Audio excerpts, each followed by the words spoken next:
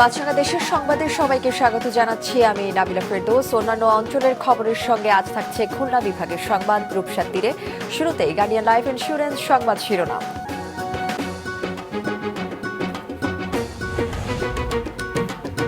উপকূলীয় জেলাগুলোতে নিয়ন্ত্রণে আসছে না ডেঙ্গু পরিস্থিতি। বরগুনায় আরও একজনের মৃত্যু, মৌসুমে ২০ জনের প্রাণহানি, নতুন শনাক্ত ৭৩। মেহেরপুরে ২ বছর আগে ৭ কোটি টাকায় তৈরি হয়েছে সেতু, সংযোগ সড়ক না থাকায় নেই ব্যবহার, ভূমি অধিগ্রহণও হয়নি সড়কের জন্য। শুনছিলেন শিরোনাম, এবার বিস্তারিত। সারা দেশে আশঙ্কাজনক হারে ছড়াচ্ছে ডেঙ্গু, বিশেষ করে উপকূলীয় জেলাগুলোতে নিয়ন্ত্রণে আসছে না পরিস্থিতি। গতকাল বরগুনায় ডেঙ্গু আক্রান্ত হয়ে একজনের মৃত্যু হয়েছে। এ নিয়ে ডেঙ্গুতে চলতি মৌসুমে ২০ জনের মৃত্যু হয়েছে।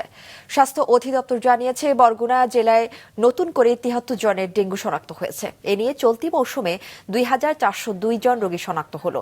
আক্রান্ত হয়ে হাসপাতালে মোট ভর্তি দাঁড়িয়েছে ১৯০ জনে। পাশের জেলা পটুয়াখালীতে গত ২৪ ঘন্টায় ১২ জনের ডেঙ্গু শনাক্ত হয়েছে। পাশাপাশি ভোলায় নতুন করে ৫ জন ডেঙ্গু শনাক্ত হয়েছে।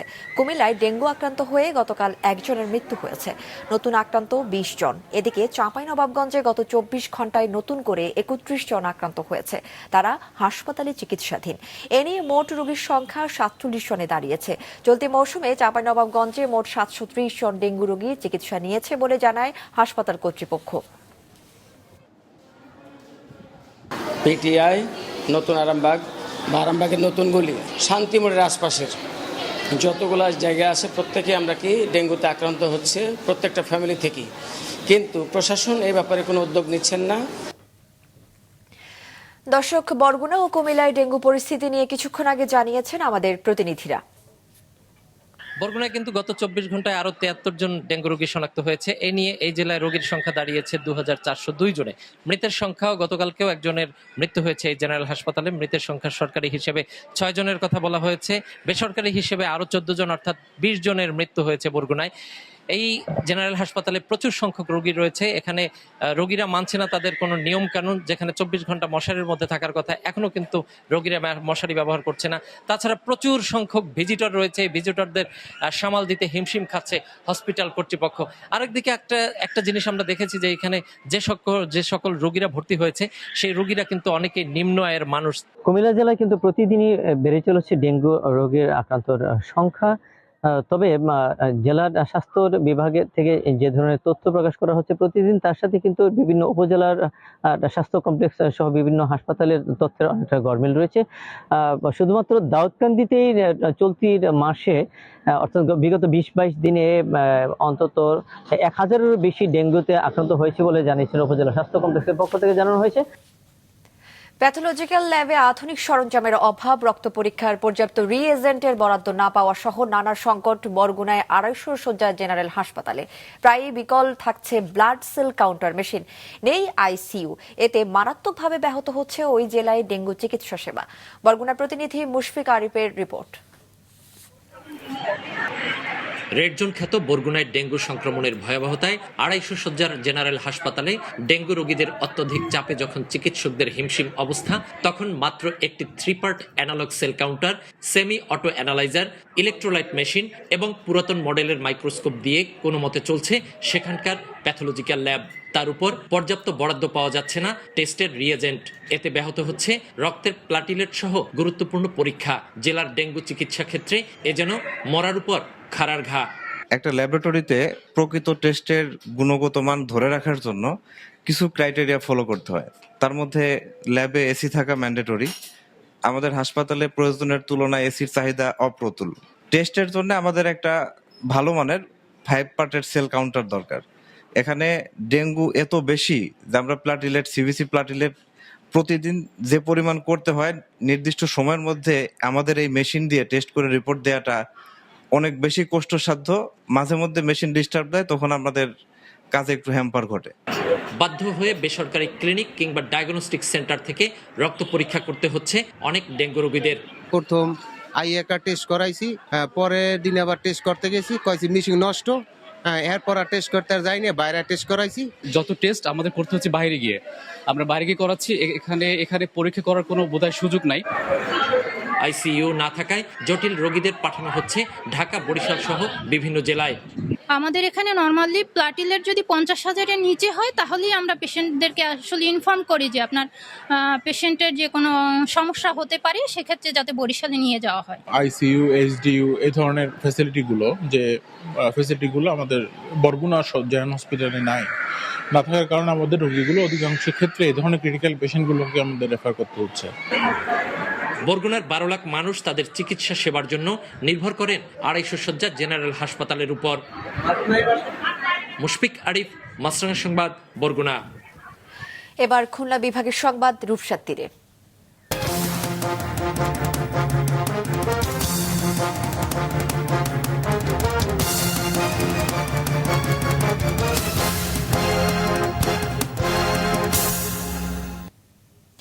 সেতু নির্মাণে ব্যয় হয়েছে 7 কোটি টাকা, কিন্তু এর এক পাশে নেই সংযোগ সড়ক। এমনকি সেতু নির্মাণ শেষ হওয়ার 2 বছর পেরিয়ে গেলেও হয়নি সড়কের জন্য ভূমি অধিগ্রহণও।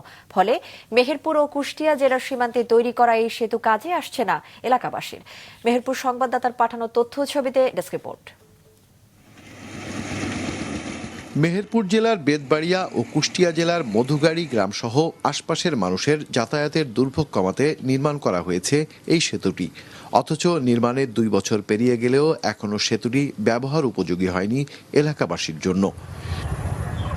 সেতুটির কুষ্টিয়া অংশের সংযোগ সড়ক থাকলেও মেহেরপুর অংশের সংযোগ সড়কের জন্য জমিও অধিগ্রহণ করা হয়নি। সংযোগ সড়ক না থাকায় ঝুঁকি নিয়ে ব্রিজটি ব্যবহার করছে এলাকাবাসী। যে ধুলা মাটি আর গাড়ি এদিক ওদিক চলে যাচ্ছে, গাড়ি তো নামাতে পারছে না। ব্যবসায়ী পারাপারের সমস্যা, অনেক দূর ঘুরে আসা লাগে, এতে ডাবল খরচ পড়ে যায়। একটা মানুষ যদি অসুস্থ হয়ে যায় যে এমনি যে পারাপার করব, মানে ভ্যানে বা একটা গাড়িতে সেই ক্যাপাসিটি নাই। এত কষ্ট আমাদের, ব্রিজ বহু টাকা খরচ করে ব্রিজ হয়ে কি লাভ হইল। জনস্বার্থে সংযোগ সড়কের জন্য নির্ধারিত জমি দ্রুত হস্তান্তর করতে চান ভূমির মালিকরা, কিন্তু প্রশাসনের গাফিলতিতে বিলম্বিত হচ্ছে এই প্রক্রিয়া, অভিযোগ ভূমি মালিকদের। আমরা তো সোজা করে দিয়েছি, আমাদের টাকা পয়সা দিয়ে দিবে, আমার 6টা গাছ কেটে নিয়েছে। পয়সা করে আমাদের যাই দিক দিবে এবং ওরা মাটি ফেলবে, মাটি ফেলছে না।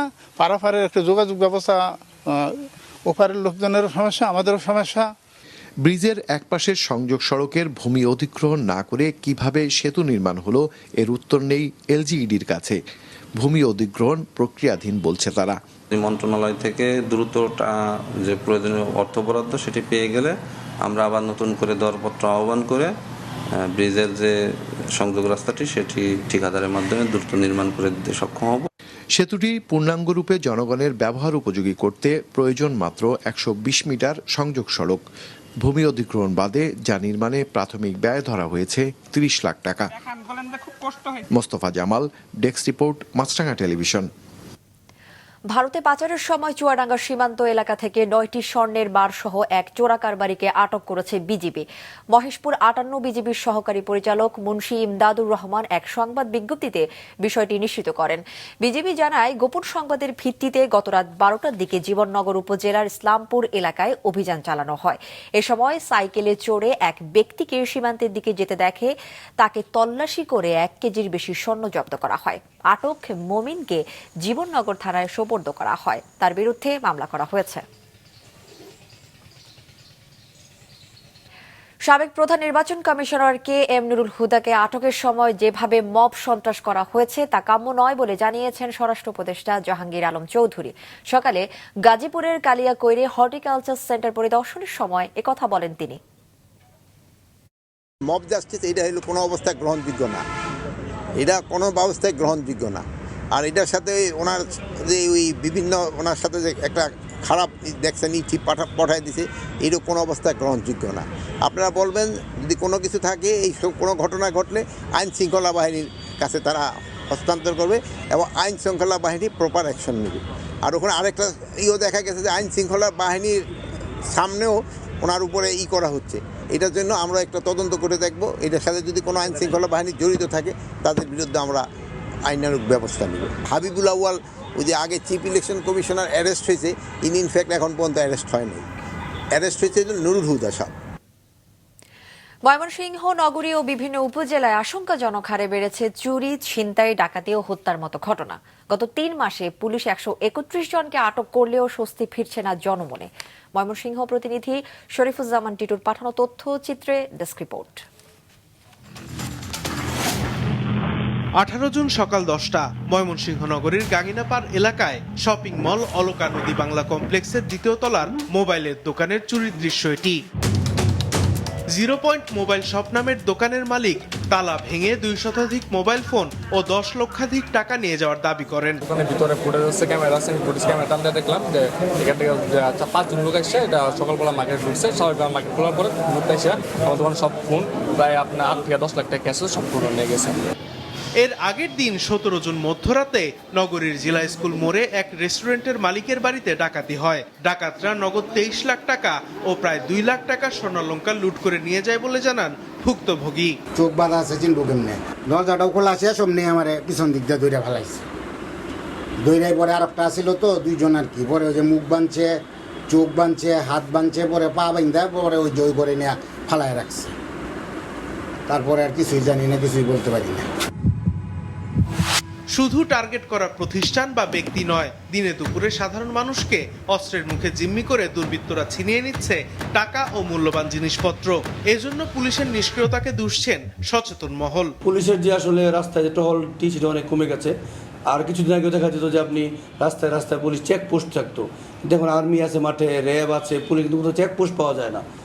এইটা না থাকার কারণে আতঙ্কিত নয়, অস্ত্র নিয়ে চলাচল করতে পারতেছে। আইন শৃঙ্খলা পরিস্থিতি স্বাভাবিক করতে সকলের সম্মিলিত প্রচেষ্টার প্রয়োজন বলে জানান পুলিশের এই কর্মকর্তা। প্রত্যেকটা ঘটনায় আমরা তদন্ত আইনের মধ্যে নিতেছি, মামলা নিচ্ছি যারা অভিযোগ করতেছে, এবং আমরা তাড়াতাড়ি এগুলো বের করে ফেলবো এবং এই ধরনের ঘটনা যেন না ঘটে আমরা প্রিভেন্টিভ পুলিশিং করতেছি। মাঠ পর্যায়ে পুলিশ আরো সক্রিয় হলে অপরাধ প্রবণতা কমবে বলে মনে করেন সংশ্লিষ্টরা। মাছরাঙা, নিউজ ডেস্ক। সিলেটের শাহজালাল বিজ্ঞান ও প্রযুক্তি বিশ্ববিদ্যালয়ের এক শিক্ষার্থীকে সংঘবদ্ধ ধর্ষণের অভিযোগে গ্রেপ্তার হওয়া 2 যুবকের 4 দিনের রিমান্ড মঞ্জুর করেছেন আদালত। দুপুরে অতিরিক্ত মুখ্য মহানগর হাকিম আদালতের বিচারক হারুন রশিদ এই আদেশ দেন। রিমান্ড শুনানির সময় গ্রেপ্তার 2 আসামি আদনান ও স্বাগত দাস প্রার্থকে আদালতে হাজির করানো হয়। গত 2 মে একটি কনসার্টে যাওয়ার কথা বলে ওই শিক্ষার্থীকে একটি মেসে ডেকে নেন এক পরিচিত জন। সেখানে কোমল পানীয়ের সঙ্গে কিছু মিশিয়ে পান করানো হয়।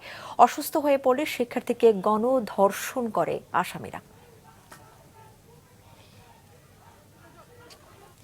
সেবা পেতে ভোগান্তি ও অনৈতিক লেনদেনের অভিযোগে ময়মনসিংহের আঞ্চলিক নির্বাচন কার্যালয়ে অভিযান চালিয়েছে দুর্নীতি দমন কমিশন দুদক।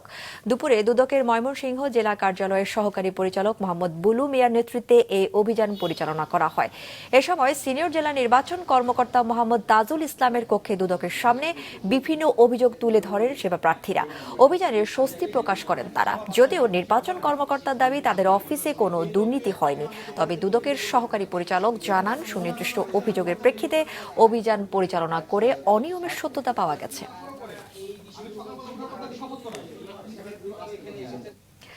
গত 17 বছরের শিক্ষা ব্যবস্থাকে নিঃস্ব করে দেওয়া হয়েছে বলে মন্তব্য করেছেন শিক্ষা উপদেষ্টা অধ্যাপক ডক্টর চৌধুরী রফিকুল আবরার। নোয়াখালী বিজ্ঞান ও প্রযুক্তি বিশ্ববিদ্যালয় দিবস উপলক্ষে দিনব্যাপী আয়োজিত রিসার্চ ফেয়ার অনুষ্ঠানে এসব কথা বলেন তিনি। শিক্ষা উপদেষ্টা আরও বলেন, শিক্ষাক্ষেত্রে যে পরিমাণ ক্ষতি হয়েছে তার হিসেব দেওয়া সম্ভব নয়। তিনি আরও বলেন, এ সরকার খুব অল্প সময়ের জন্য দায়িত্ব নিয়েছে, তাই একটু চিন্তা করে অগ্রাধিকার ভিত্তিতে কাজ এগিয়ে নিচ্ছে। গোপালগঞ্জের কোটালীপাড়ায় 6টি পুকুরে মাছের সাথে মুক্তারা আবাদ করে সাফল্য পেয়েছেন মুক্তা চাষিরা। 7,800 ঝিনুক থেকে প্রায় 17,500 মুক্তা পেয়েছেন তারা। গোপালগঞ্জ প্রতিনিধি সাবেত আহমেদের পাঠানো তথ্য ছবিতে ডেস্ক রিপোর্ট। দেশীয় প্রজাতির মাছ ও শামুক সংরক্ষণ প্রকল্পের আওতায় গেল বছর সেপ্টেম্বরে কোটালীপাড়া উপজেলার 6টি পুকুরে মাছের সাথে পরীক্ষামূলকভাবে করা হয় মুক্তা চাষ। 7,800 ঝিনুকে নিউক্লিয়াস পদ্ধতিতে টিস্যু প্রতিস্থাপন করার 10 মাস পর আহরণ করা হয় প্রায় 17,400 মুক্তা। পুকুরে মাছ চাষের পাশাপাশি মুক্তা চাষে বাড়তি কোনো খরচ নেই বলে জানান চাষিরা। সহজে চাষ করা যায় বলে অনেকেই আগ্রহী হচ্ছেন মুক্তা চাষে। মাছের সাথে সাথে ঝিনুক চাষ করা যায়, মাছের খাবার দেওয়া লাগে, ঝিনুকের জন্য কোনো বাড়তি খাবার দেওয়া লাগে না। ঝিনুকের পানি আমরা জানি খুব উপযুক্ত পানি, এতে পুকুরের পানির পিএইচ অ্যামোনিয়া ঠিক থাকে যাতে মাছ সহজে বেড়ে উঠতে পারে। আমাদের মৎস্য অধিদপ্তর কর্মকর্তা স্যার আমাদের মুক্তা চাষ দেখাইছে, তারপর আমি মুক্তা চাষ দেখা পরে ওইগুলা থেকে অলংকার কিভাবে তৈরি হয় সেটা শেখার জন্য আমি প্রশিক্ষণের জন্য যাচ্ছি।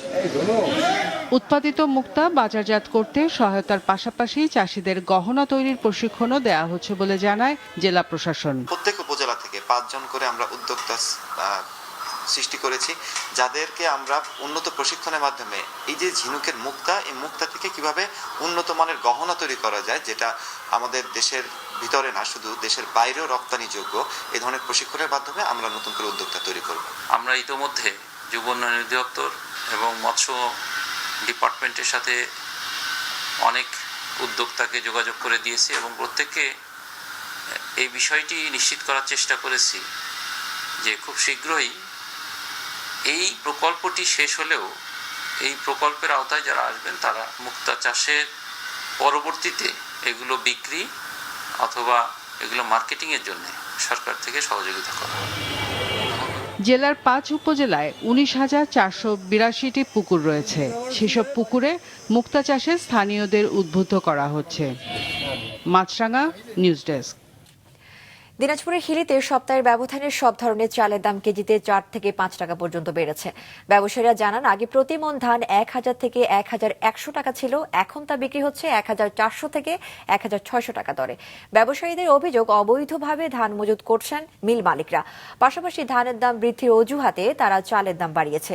প্রতি কেজি স্বর্ণা চাল 52 টাকা থেকে বেড়ে 56 টাকা, বিড়ি আটাশ 56 টাকা থেকে বেড়ে 58 টাকা, মিনিকেট 68 টাকা থেকে বেড়ে 72 এবং মোটা চাল 50 থেকে বেড়ে 52 টাকা কেজি দরে বিক্রি হচ্ছে।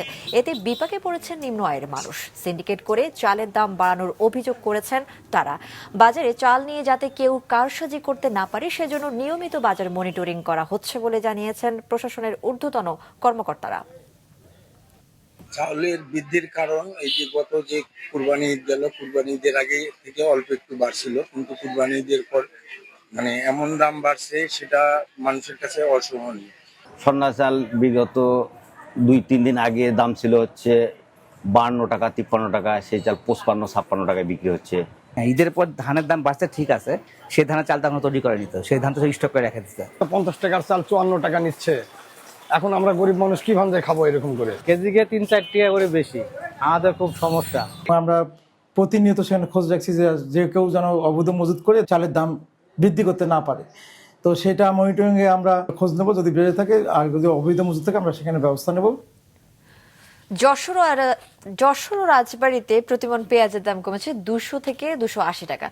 যশোরে গত 3 দিনের ব্যবধানে আড়তে প্রতিমণ পেঁয়াজের দাম কমেছে 280 টাকা। সকালে শহরের বড় বাজার পেঁয়াজের পাইকারি দাম ছিল মণ প্রতি 1520 টাকা, যা 3 দিন আগেও বিক্রি হয়েছে 1800 টাকায়। এর ফলে খুচরা বাজারে দাম কমেছে কেজি প্রতি 4 থেকে 5 টাকা।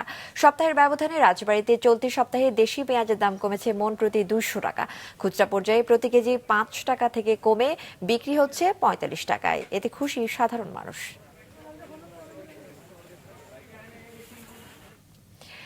ঋণমুক্ত স্বনির্ভর চট্টগ্রাম সিটি কর্পোরেশন গড়তে কাজ করছি বলে জানান চট্টগ্রামের মেয়র ডাক্তার শাহাদাত হোসেন। সকালে শহরের থিয়েটার ইনস্টিটিউটে অনুষ্ঠিত বাজেট অধিবেশনে তিনি কথা বলেন। অধিবেশনে 2025-26 অর্থ বছরের জন্য 2145 কোটি 42 লাখ টাকার প্রস্তাবিত বাজেট উপস্থাপন করেন মেয়র। এছাড়া 2024-25 অর্থ বছরের জন্য 1221 কোটি 96 লাখ টাকার সংশোধিত বাজেট উপস্থাপন করা হয়। বাজেট প্রক্রিয়ায় মেয়র বলেন, দায়িত্ব গ্রহণের সময় চসিকের দেনা ছিল 596 কোটি টাকা, যা বর্তমানে 400 কোটি টাকায় নেমে এসেছে। এছাড়া প্রথমবারের মতো পৌর কর বাবদ চট্টগ্রাম বন্দর কর্তৃপক্ষ থেকে 140 কোটি টাকা আদায় সম্ভব হয়েছে। নীলফামারীতে ভিসা প্রতারক চক্রের মূল হোতাসহ 4 সদস্যকে গ্রেফতার করেছে গোয়েন্দা পুলিশ। দুপুরে জেলা গোয়েন্দা পুলিশের কার্যালয়ে এক সংবাদ সম্মেলনে জানানো হয়, অনলাইন ভিসার প্রলোভনে পড়ে গত 22 জুন 19,10,000 টাকা প্রতারণার শিকার হন এক ভুক্তভোগী। এ ঘটনায় নীলফামারী ডিবি অফিসে লিখিত অভিযোগ করেন তিনি। তার অভিযোগের ভিত্তিতে তদন্তে নামে গোয়েন্দা পুলিশ। পরে কিশোরগঞ্জ থানার মুশরত এলাকায় অভিযান চালিয়ে প্রতারক চক্রের 4 জনকে গ্রেফতার করা হয়। সিলেটে এবার টেস্ট ক্রিকেটে রজত জয়ন্তী উৎসব করল বাংলাদেশ ক্রিকেট বোর্ড। বরাবরের মতো ক্রিকেট টুর্নামেন্ট সহ নানা আয়োজন ছিল বিসিবির এই উৎসবে। সিলেট থেকে শুভ্রদাস রাজনের পাঠানো তথ্য ছবিতে ডেস্ক রিপোর্ট। ম্যাচ রেফারির ভূমিকায় বাংলাদেশের প্রথম টেস্ট সেঞ্চুরিয়ান নামিনুল ইসলাম বুলবুল করছেন টস, পাশে 2 অধিনায়ক। যে কোনো উঠতি ক্রিকেট প্রতিভাবানের জন্য এই মুহূর্তটুকু অনেক আনন্দের। এমন আনন্দই 12 বছর বয়সী ক্রিকেটাররা পাচ্ছেন বাংলাদেশ ক্রিকেট বোর্ড আয়োজিত টেস্টের রজত জয়ন্তী উৎসবে। খুলনার পর রাজশাহী হয়ে এবার এই উৎসব বিসিবি করছে সিলেটে, যেখানে 6-a-সাইড টুর্নামেন্ট দিয়ে ক্রিকেট ম্যাচ খেলে ছেলে এবং মেয়েরা। আমি জাতীয় দলে খেলবো অথবা আমি বড় টিমে খেলবো, ন্যাশনাল টিমে খেলতে। যে কোনো প্রোগ্রামে হার জিত বড় কথা নয়, অংশগ্রহণটাই বড় কথা। তো আমরা কখনো তো ক্রিকেট খেলি নাই, এই ফার্স্ট আসছি, এইটা নতুন আমাদের এক্সপিরিয়েন্স। বাংলাদেশ টিমের সাকিব আল হাসানকে অনেক ভালোবাসতাম, কিন্তু অনেক ভালো ক্রিকেটার ছিলেন, ওনার মতো হতে চাই। মুশফিকুর রহিমকে ভালো লাগে, বিকজ উনি হাম্বল অ্যান্ড অনেস্ট এবং ওনার ব্যাটিং স্টাইল। উনিও উইকেট কিপার, আমিও উইকেট কিপার। আমি ওনাকে দেখেই ক্রিকেট খেলা শুরু করেছি। এছাড়া এই আয়োজনে ছিল পেসারদের স্পিড জানা, হিট দ্য স্টাম্প, ছবি আঁকা, অভিভাবকদের ক্রিকেট সম্পর্কে শিক্ষার মতো আয়োজন। পুরো আয়োজনে দারুণ সন্তুষ্ট অংশগ্রহণকারীরা। আর বাচ্চাগুলো যে খেলাধুলা করে, এই খেলাধুলা থেকে মনে করো যদি ভালো একটা পর্যায়ে যাইতে পারে, ওটাই সবচেয়ে বড় সুন্দর। 25 বছর সেলিব্রেশন আমার বাংলাদেশ টিমের, টেস্ট টিমের, তো খুব খুশি লাগে। আর আমার ছেলেরাও দেখতে চাই যে বাংলাদেশের আগামী ভবিষ্যতের ক্রিকেটার হিসেবে দেখতে চাই। বিসিবির আশা, টেস্ট ক্রিকেটের রজত জয়ন্তী উপলক্ষে এই আয়োজন ক্রিকেটের প্রতি আরো বেশি উদ্বুদ্ধ করবে শিশু তরুণদের, সঙ্গে উন্নত হবে জেলা বা বিভাগের ক্রিকেট। সকলকে নিয়ে ডিসেন্ট্রালাইজেশনটা করতে চাই। ডিসেন্ট্রালাইজেশন মানে এই না যে শুধুমাত্র আমরা পৌঁছাবো এবং খেলাবো, সাথে সাথে আমরা যাতে ভালো ক্রিকেটার তৈরি করতে পারি সেই লক্ষ্যে কোচদেরও ট্রেনিং করাবো, আম্পায়ারদেরও ট্রেনিং করাবো, এবং কীভাবে আমরা আরও ভালো ক্রিকেট উপহার দিতে পারি সেটাই আমাদের মূল লক্ষ্য। 7 বিভাগে হচ্ছে বিসিবির এই টেস্ট ক্রিকেটে 25 বছর পূর্তি উৎসব। মাছরাঙা নিউজ ডেস্ক। মাছরাঙা দেশের সংবাদ শেষ করার আগে গার্ডিয়ান লাইফ ইন্স্যুরেন্স সংবাদ শিরোনামগুলো আরো একবার। উপকূলীয় জেলাগুলোতে নিয়ন্ত্রণে আসে না ডেঙ্গু পরিস্থিতি। বরগুনায় আরো একজনের মৃত্যু, মৌসুমে 20 জনের প্রাণহানি, নতুন শনাক্ত 73। মেহেরপুরে 2 বছর আগে 7 কোটি টাকায় তৈরি হয়েছে সেতু, সংযোগ সড়ক না থাকায় নেই ব্যবহার, ভূমি অধিগ্রহণ সহ হয়নি সড়কের জন্য। এবং ময়মনসিংহের আশঙ্কাজনক হারে বেড়েছে চুরি, ছিনতাই, ডাকাতি। 3 মাসে আটক 131 জন, তারপরও স্বস্তি ফিরছে না জনমনে। এই ছিল এখনকার মতো। ফেসবুকে আপডেট পেতে ভিজিট করুন মাছরাঙা টেলিভিশনের পেজে, ইউটিউব চ্যানেলেও দেখতে পারেন আমাদের সংবাদ, প্রতিবেদন ও অনুষ্ঠান। আমাদের পরবর্তী সংবাদ সন্ধ্যা 7টায় দেখার আমন্ত্রণ রইল।